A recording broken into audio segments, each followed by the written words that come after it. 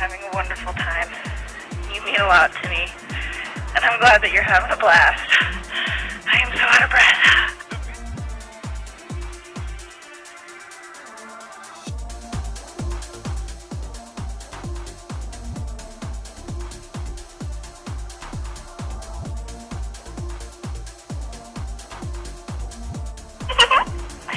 It's me.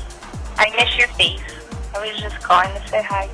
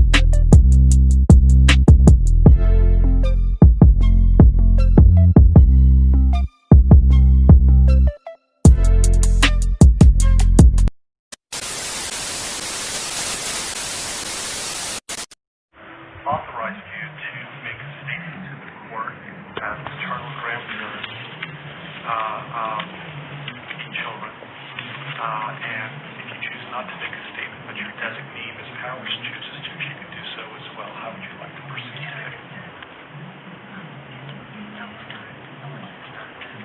Who's going to be speaking today? Your Honor, initially, they've asked me and they're hoping that they have the strength to speak, but if they do not make written out their statements, then ask me to finish for them. That would be fine. Who would like to go first? If I could start, Your Honor. On behalf of the Watts, Your Honor, and to the community, we thank you for the opportunity and the recognition under the Victim Bill of Rights. We come today as the grandparents and the parent of the daughter and children whose life was taken in this case. We are not here to ask for leniency. We are not in any way condoning or tolerating the crime that has occurred and the pain that has been caused. We join in our daughter-in-law and grandchildren's family in saying this should never have happened. This is not condonable. This is something that we will never get over. We appreciate the consideration that everyone has paid, most especially the families that have lost everyone. We appreciate that they begged for Christopher's life. We agree and echo what they have said, that it is not his place to take anyone's life, nor would it be our place as a community to take his life. So we thank you for the opportunity and for every consideration and effort that's been put out. The prosecution in this case has in fact respected the Victim Bill of Rights. They took the time to explain that the information that my clients had at the time that they were interviewed was not correct. They were misinformed. They were searching for answers. They were not intending to cause any pain to anyone, and they appreciate that the prosecution answered their questions and gave them the time and the respect and the consideration so that they could tell this court and everyone in this community that the interview content was not their message, that they accept that their son has done this, that they accept that he chose to plead guilty, that he sought and requested their consent and agreement for a life sentence. They appreciate that he is given the opportunity to serve that life sentence. It is his responsibility, it is his sentence, and it is not enough to make up for what has done. We understand and we join the family in that we have questions. We don't know how such a thing could possibly happen, or that a man that was responsible for raising his children and protecting his wife would take the steps that he did, and that he would disregard their bodies and the love that he had for them and they had for him and everyone else, and take the gestures and put this community through the investigation and the discovery and the responsibility of bringing justice. We do not understand that. We do not think it was appropriate. We cannot begin to think that an explanation will ever justify it. My clients indicate that they understand that a full opportunity for a confession with all of the responsibility and accountability has not occurred, and they support the family in the request that that happen, if not today, at an appropriate time, in an appropriate manner, so that everyone can have peace, to understand to the best of their ability the details that they need and to have their questions answered. And by giving this opportunity of a life sentence, we hope that he embraces that moment. That had the death penalty been pursued, there would not have been an opportunity to be accountable and to give a full confession. And had the death penalty been sought, counsel would have fought for his life, the prosecutors would have been engaged in a multiple-year battle, the families would have been torn apart, this community would have had to subsidize it and endure it, and we have so much respect and gratefulness that that did not happen. We would strongly encourage Christopher Watts to give that full confession in the tone and in the timing that he thinks is appropriate with the guidance of his counsel. We feel that it would be appropriate and helpful to ease the pain and the suffering. But we also say we don't think that there's anything that he can say that will ever account for his behavior. There's nothing that can be done to cure the harm he has caused. And he has the responsibility to serve his sentence with dignity and with regard for everyone, and to spend every breath that he has left in an atonement for what he has done. I'd like to have you state your name for the record. Cindy Watts. My name is Cindy Watts. I am the grandmother of two beautiful granddaughters, Bella Marie, Celeste Catherine Watts. I am also the mother of Christopher Watts, who I will be directing most of my statement to. First, I'd like to begin by recognizing the absolute horror of this crime and acknowledging the devastating loss that both the Rousset family as well as our family have faced. Our families have been irreparably broken by the needless deaths of Shanann, Bella, Cece, and Nico. This is something we will never get over. We will always mourn the loss of our family, and in that we are united in our grief. I am still struggling to understand how and why this tragedy occurred. I may never be able to understand and accept it, but I pray for peace and healing for all of us. Now to my son Christopher. I have known you since the day you were born into this world. I have watched you grow from a quiet and sweet, curious child who Bella reminded me so much of, to a young man who worked hard in sports and later mechanics to achieve your goals. You are a good friend, brother, father, and son. We have loved you from the beginning, and we still love you now. It might be hard for some to understand how I can sit here under these circumstances and tell you all that we are heartbroken, although we can't imagine what could have led us to this day. But we love you. Maybe you can't believe it either. As the Lord said in Jeremiah 3:31, I have loved you with an everlasting love. Therefore, I have continued my faithfulness to you. And you, as your mother, Chris, I have always loved you, and I still do. I hate what has happened. Your father and sister and I are struggling to understand why. But we will remain faithful as your family, just as God remains faithful because of his unconditional love for us all. We love you. And we forgive you, son.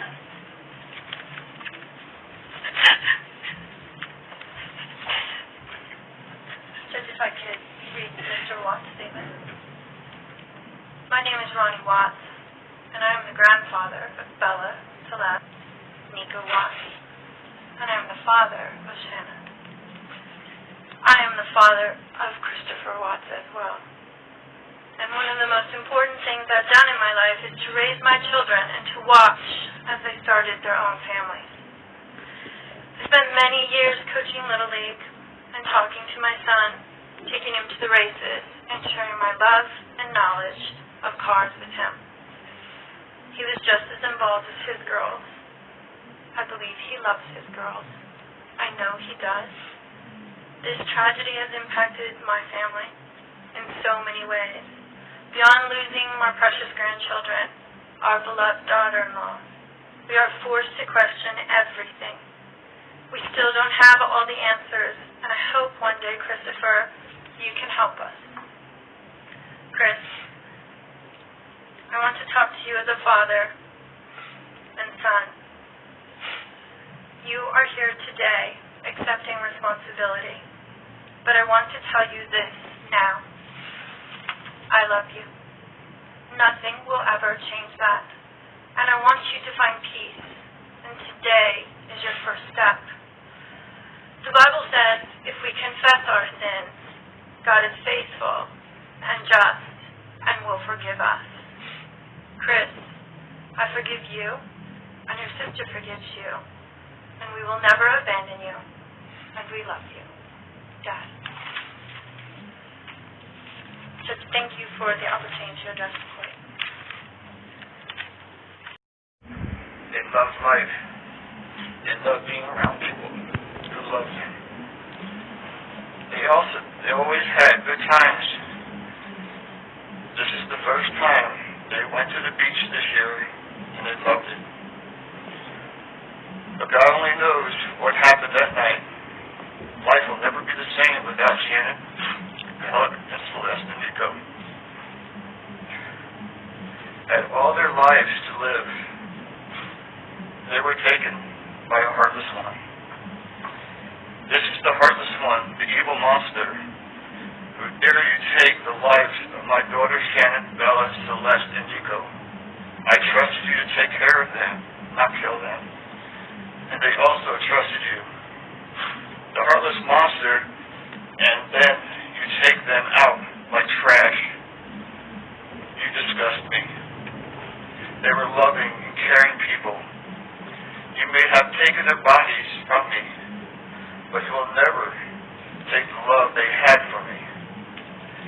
They loved us more than you will ever know. Because you don't know what love is. Because if you did, you would not have killed them. You monster. Thought you would get away with this. I don't know how. The cameras do not lie. You carry them out like trash of the house. Yes. I've seen the videotape. You buried my daughter Shannon and Nico in a shallow grave. And then you put Bella and Celeste in used containers of crude oil. You heartless monster. You have to live with this vision every day of your life. And I hope you see that every time you close your eyes at night. Oh, I forgot. You have no heart or feelings or love. Let me tell you something. I will think of them every day of my life. And I love them every day of my life. Prison is too good for you. This is hard to say, but may God have mercy on your soul. I hope you enjoy your new life. It's nothing like the one you had out here. May the courts have no mercy on you. It's hard every day. It hurts in so many ways. I have heard people say that you're not a monster. No, you are not. You're an evil monster. Thank you. Love you, Shannon, Bella, and Nico. Love you, Pop and Dad. And one other thing. And Shannon says she is super excited for justice today. Thank you. Past 3 months I barely slept because I've been going through a lot of different emotions because I did not see this coming. You went from being my brother, my sister's protector, one of the most loved people in my family, to someone. What gave you the right to put your hands on a woman, let alone my best friend, my beloved sister, your daughters, and your son? Why weren't they enough for you? In the blink of an eye, you took away my whole world, the people that mattered to me the most. Everything in my life I loved, your children. They trusted you. They loved you. They looked up to you because you promised to keep them safe. Instead, you turned on your family. My blood is boiling as I write these last words because they are the last you will ever hear from me. I can't even think of the right words to describe the betrayal and the hate I feel. And to be honest, you aren't even worth the time and effort it takes to put my pen to this paper. There isn't a day that goes by that I don't cry for my family. They were my whole world. All I do is ask myself why. Why would you do this? You don't deserve to be called a man.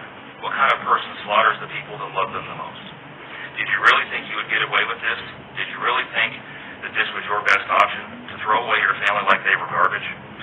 They deserve better, and you know it. I hope you spend the rest of your life staring at the ceiling every night, being haunted by what you've done. None of us deserve this. Hearing my mother and father cry themselves to sleep in this hotel room causes me anguish that is beyond words. I can't describe how this feels, how badly my heart is breaking for my poor parents. We trusted you. You have taken away my family. You have taken away my family from this earth, but you can never take them from my heart. You took away my privilege of being an uncle to the most precious little girls I've ever known. I will never hear the words Uncle Frankie again, but you will never be called Dad again either. You'll never be able to put your hands on another woman, let alone my best friend, my beloved sister, and your son. I just can't comprehend how they weren't enough for you. Shanann, Bella, and Cece loved you more than anyone. You were their hero. How could you destroy the people who loved them the most? I pray that you never have a moment's peace or a good night's rest in the cage you'll spend every day of your life in. A cage you are privileged to live in because my family isn't evil like you. We beg the district attorney to spare your life because despite everything, we believe that no one has the right to take the life of another, even someone like you. I feel sorry for your family. I know the pain that they must feel knowing that they can't hug you, because that's how my mother, father, and I feel every time we cry for our family. Nothing hurts more than watching or hearing my family weep for their loved ones. I just wish that I could tell that you would tell the truth, but I know that that is asking for more than you are capable of. I stayed up all night writing this statement. I don't sleep because of you. My life will never be the same because of you, but at least my conscience is clear. I get to live free, but I can't say the same for you. I haven't slept in 2 days because I've been anxiously waiting for this moment, the moment I get to tell you how I feel, how this has affected my family and I. My family and I can finally grieve after today. If anything, we will come out of this stronger today than we were before, and we will continue to pray for your family. Sincerely, Frank Hughes.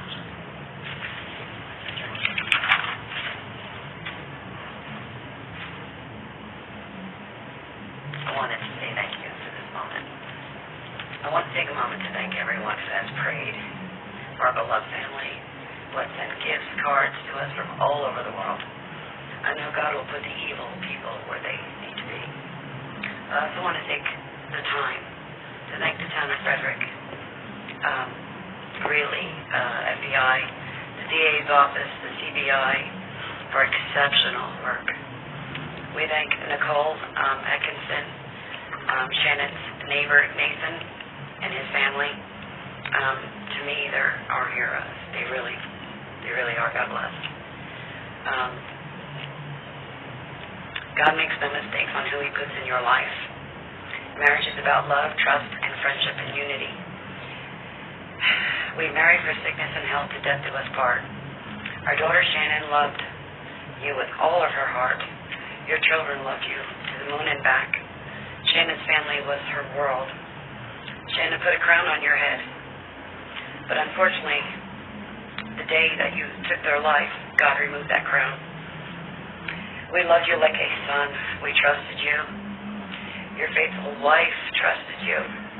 Your children adored you, and they also trusted you. Your daughter Bella Marie sang a song proudly. And I don't know if you got to see it, but it was Daddy, You're My Hero. I have no idea who gave you the right to take their lives.